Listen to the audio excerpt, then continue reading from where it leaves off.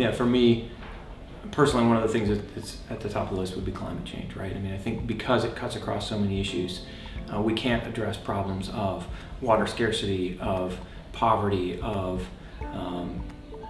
other sort of broad economic and societal issues unless we fix climate change. It's going to continue to make some of those challenges worse if we don't fix it. I would say it's probably a people challenge.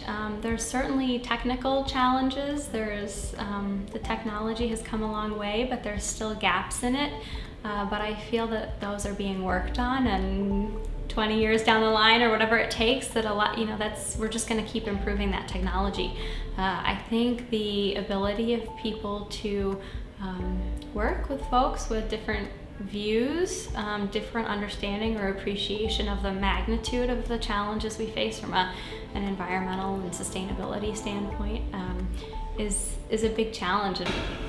You always have to be encouraged, but you always have to be unsatisfied. The thing that I think is the biggest challenge is the issue of equity. A lot of people, at least it sounded like we're saying that the technology is there, and I would agree to a large extent. There's a lot of really good technology, there are a lot of people working really smartly on that, but if history has taught us one thing, it's that we will exploit technology to the point where it becomes a problem again.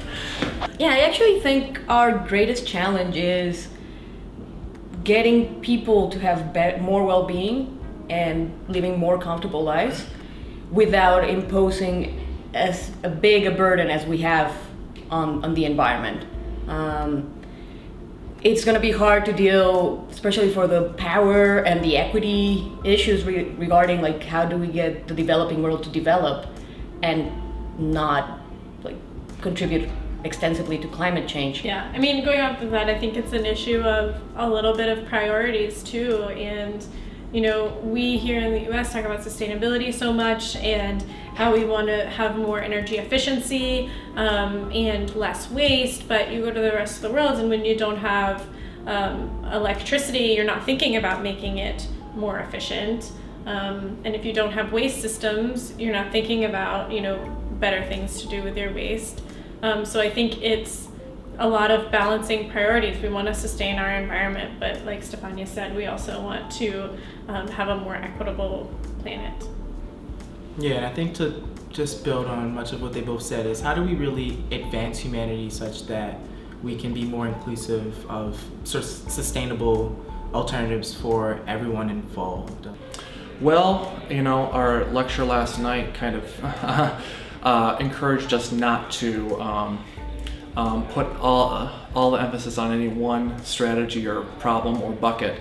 But having said that, I think the carbon problem is our biggest issue. How do we go from a world that's largely dependent on fossil fuels to a world that largely isn't? The reality is that we have to do a lot politically to bring about this change.